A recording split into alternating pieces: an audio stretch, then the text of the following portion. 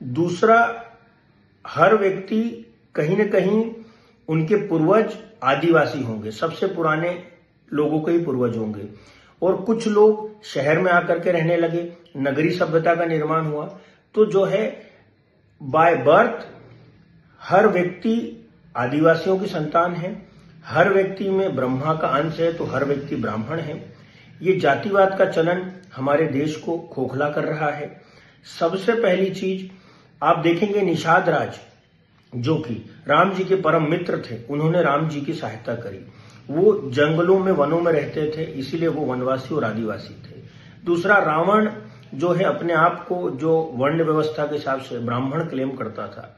और ब्राह्मण तो चूंकि जैसा मैंने अब आपको भाषा से परिभाषित किया, शाब्दिक अर्थों से बताया कि हर वो व्यक्ति ब्राह्मण है जो मनुष्य के रूप में जन्म लेता है, क्योंकि सब में ब्रह्मा का अंश है। हर व्यक्ति कहीं न कहीं उसकी पीढ़ी आदिवासी रही होंगी, वो शहर में आ गया तो वो जो है आदिवासी ना होकर के शहरवासी बन गया। अब आप देखें कि गुण जो है, आपके कर्म ही आपको प्रधान बनाते हैं। आपके जन्म से आप प्रधान नहीं होते। जन्म से तो ब्राह्मण भी ऋषि जी का पुत्र था, लेकिन कहीं ना कहीं उसके कर्म ने उसे जो है नीचा दिखाया। तो हमेशा व्यक्ति का जो प्रोफेशन है उसके कर्मों के आधार पर जाना जाता है।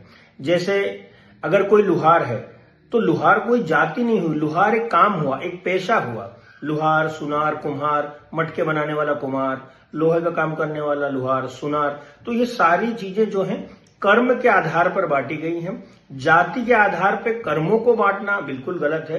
कर्म के आधार पर, व्यक्ति के व्यवसाय के आधार पर उसे उस प्रकार की संज्ञा दी गई। लेकिन वास्तव में सभी लोग ब्राह्मण हैं और सभी के पूर्वज कहीं न कहीं आदिवासी रहे होंगे।